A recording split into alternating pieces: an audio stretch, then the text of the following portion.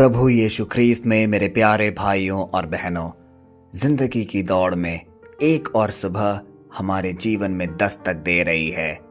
यह सुबह आशीषित है, यह दिन अनुग्रह से भरा है, क्योंकि पिता परमेश्वर ने हम सबको बुलाया है और हम सब ने एक कृतज्ञतापूर्ण तरीके से उस बुलाहट को स्वीकार किया है। जरा सोचिए, कितना सुंदर है ये संवाद, जहां हम कुछ समय हर दिन पिता परमेश्वर की सन्निधि में बिताते हैं, उनके वचनों को सुनने और समझने की कोशिश करते हैं। हर दिन जो वचन हमारे जीवन को छू रहा है, उससे यह दिन खास होता जा रहा है। विश्वास रखिए, हम सब बदल रहे हैं। ऐसे कुछ कार्य होंगे जो हम गलत करते हुए आए होंगे बीते दिनों में, लेकिन अब बदलाव आ रहा है, हम में सुधार आ रहा है। और ये कौन लेकर आ रहा है? पिता परमेश्वर, उसका जीवित वचन। क्योंकि जब यह वचन हमारे जीवन को छूता है, हम पुराने नहीं रहते, हम नए में परिवर्तित हो जाते हैं, हमारा हृदय बदलने लगता है और इस प्रकार हम पिता परमेश्वर के और करीब अपने आप को महसूस करते हैं। प्यारे भाई और बहनों, यह तो स्वाभाविक है कि जब भी हम प्रार्थना करने के लिए बैठते हैं तो हमारे मन और हृदय में कई निवेदन उमड़ते रहते हैं। हो सकता है अपने व्यक्तिगत विषयों के लिए, या पारिवारिक जरूरतों के लिए, या कोई भी ऐसी कामना जो हम अपने परमेश्वर से करते हैं कि वो पूरा हो जाए। लेकिन इन सब के बीच क्या कभी हमने कुछ समय मौन रहकर यह सोचा है कि परमेश्वर मुझसे क्या चाहता है? अब ऐसा तो है नहीं कि हर दिन हम ही लगातार मांगते रहेंगे और वह पूरा करते रहेगा। वह हमारा सृष्टिकर्ता है, उसका भी हक बनता है कि वह भी हमसे कुछ चाहे। आज का वचन इसी दृष्टिकोण में हमें आगे बढ़ाएगा। आज का वचन हमें यह बताएगा कि परमेश्वर हमसे क्या चाहता है। आज का वचन लिया गया है मीका के पुस्तक से, अध्याय 6 पद संख्या 8, और वह इस प्रकार है। हे मनुष्य, वह तुझे बता चुका है कि क्या भला है, और यहोवा तुझसे क्या चाहता है, कि तू न्याय से काम करे, करुणा से प्रेम रखे और अपने परमेश्वर के साथ नम्रता से चले। प्यारे भाई और बहनों, यह कितना अद्भुत वचन है। इस वचन में साक्षात रूप से यहोवा हमसे कुछ चाह रहा है। 3 प्रमुख बातें, कि तू न्याय से काम करे, करुणा से प्रेम रखे और अपने परमेश्वर के साथ नम्रता से चले। आइए इन 3 चीजों को थोड़ी डिटेल में जानने की कोशिश करें।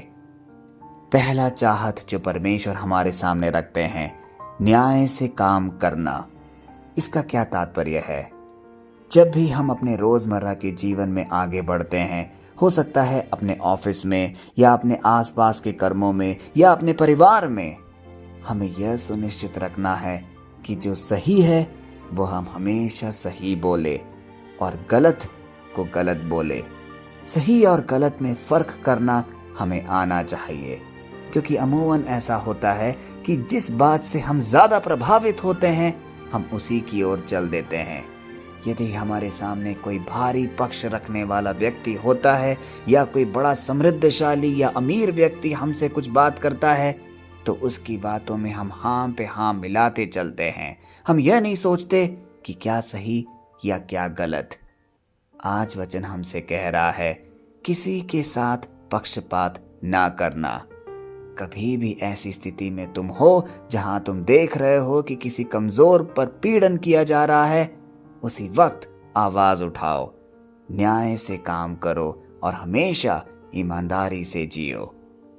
प्यारे भाई और बहनों, यह वचन आज हमारे जीवन में झांक रहा है और हमें यह एहसास दिला रहा है कि ऐसा कौन सी परिस्थिति है जहां हम न्याय से काम नहीं कर पाते। क्योंकि ऐसा कई समय आता है जब परिस्थिति हमारे अनुकूल होती है और कई समय प्रतिकूल। जब भी स्थिति प्रतिकूल होती है तो हम भावनाओं में बह जाते हैं, उस समय की चीजों में कहीं ना कहीं खो जाते हैं और अन्याय कर बैठते हैं। आज का वचन हमें सतर्क कर रहा है। दूसरी अहम बात, करुणा से प्रेम रखना। इस बात की गहराई को समझने की कोशिश करिए। हमें करुणा से प्रेम रखना है। वचन हमें यह सिखा रहा है कि करुणा कोई बोझ नहीं या कोई ऐसा भार नहीं है जो हमारे ऊपर जबरदस्ती लादा गया है, परंतु करुणा एक भाव है। वह दिल से निकलनी चाहिए। ऐसा नहीं कि दया करना बोझ है तो हमें उसे लगातार अपने ऊपर ढोते चलना है, परंतु दिल से एक आवाज आनी चाहिए कि मुझे करुणामय बनना है। करुणा तब नहीं होती जब सब कुछ ठीक हो। करुणा तब होती है जब सामने वाला टूट चुका हो, तब भी आप उस पर दया करो, और वह भाव दिल से निकलना चाहिए। यीशु के जीवन में देखिए, कितनी ही विपरीत परिस्थितियां कई बार उन्होंने झेला, लेकिन करुणा करना नहीं छोड़ा। जब शास्त्रीगण उनको घेरते थे अलग अलग प्रश्नों में, फिर भी उन्होंने संयम रखकर एक करुणामय तरीके से उन सबको जवाब दिया। यीशु मसीह एक सुनहरा उदाहरण है हम सबके सामने कि किस प्रकार हमें जीवन में करुणा को बनाए रखना है। तीसरी अहम चीज, नम्रता से परमेश्वर के साथ चलना। हम सब यह तो दावा कर सकते हैं कि हम परमेश्वर के साथ चलते हैं। हो सकता है अपनी प्रार्थना में, अपने आचरण में, अपने दिनचर्या के काम में, लेकिन हम में से कितने लोग यह कह सकते हैं कि हम नम्रता से परमेश्वर के साथ चलते हैं? क्योंकि नम्रता का भाव रखना और उसको अपने अंदर सजोकर परमेश्वर के साथ चलना थोड़ा कठिन है। आज हम जिस दुनिया में जी रहे हैं या जिस समाज में हमारा उठना बैठना है, हम कई चीजों से प्रभावित हो जाते हैं। शायद ईर्ष्या, लोभ, घमंड या कोई अन्य वस्तु। और इससे प्रभावित होने पर हम कभी यह दावा नहीं कर सकते कि हम परमेश्वर के साथ चल रहे हैं, क्योंकि नम्रता एकमात्र भाव है जो हमें परमेश्वर के साथ जोड़ता है, उसके कार्यों के साथ हमें साथ आकलन करता है। और तभी हम कह सकते हैं कि जो व्यक्ति नम्र है वही परमेश्वर के साथ चल सकता है। इसीलिए आज कहीं ना कहीं परमेश्वर भी हमें यही बात ज्ञात दिला रहे हैं कि नम्रता से परमेश्वर के साथ चलना ही असली जीवन है, और यही परमेश्वर चाहता है। प्यारे भाई और बहनों, आज का वचन हमें साफ साफ इन तीन चीज़ों को इसलिए दर्शा रहा है क्योंकि वह हमसे कुछ अपेक्षा रखता है कि हम अपने जीवन में कुछ सुधार लेकर आए।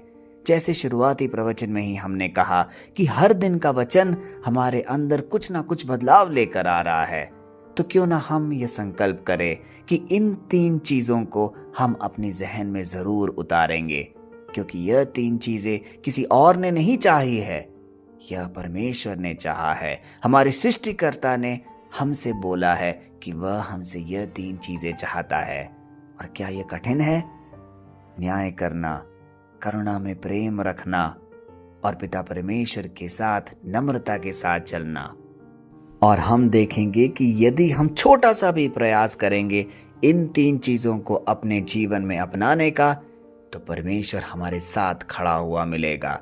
वह हमारे कदमों को दृढ़ बनाएगा, जिससे कि हम ना थके ना घबराएं। आइए इन वचनों को अपने जीवन में आश्रय मानकर एक शक्तिशाली प्रार्थना पिता परमेश्वर के सामने रखें, और इस प्रार्थना को बोलते वक्त हम परमेश्वर को धन्यवाद दें कि उसने हमारे सामने यह चीज़ें रखी है जो वह हमसे चाहता है।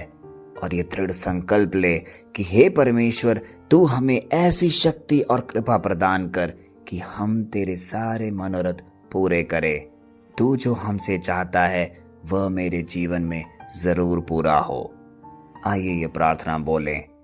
हे धर्मी और दयालु परमेश्वर, आज हम तेरे वचन के लिए तेरा धन्यवाद करते हैं। हे प्रभु, हमें ऐसा दिल दे जो न्याय से प्यार करे, करुणा को अपनाए और नम्रता में तेरे साथ चले, क्योंकि यही तू हमसे चाहता है। जहाँ हम कठोर हो गए हैं हमें कोमल बना दे। जहाँ हमने गलती का साथ दिया है वहाँ हमें सही राह पर खड़े होने की ताकत प्रदान कर। हमें ऐसा जीवन दे जो तेरे नाम की महिमा करे और लोगों को तेरे करीब लेकर आए। हर सुनने वाले को इस प्रार्थना सभा में तू आकर छू ले, उन्हें बुद्धि, शक्ति, सामर्थ्य और शांति से भर दे। तेरी आशीष उन सब के परिवारों के साथ निरंतर बनी रहे। यीशु मसीह के सामर्थ्य नाम पे हमें निवेदन और प्रार्थना करते हैं, आमीन। प्यारे भाइयों और बहनों, आज जब हम इस वचन को सुनने के बाद अपने दिनचर्या में आगे बढ़ेंगे तो यह वचन हमारे जीवन में गूंजते रहना चाहिए। इसका सारांश स्पष्ट है, न्याय से काम करो, करुणा से प्रेम रखो और नम्रता से परमेश्वर के साथ चलो। और यदि हमने इन चीज़ों को अपने जीवन में ढाल लिया तो सोचिए, हमारी जिंदगी खुद एक संदेश बन जाएगी।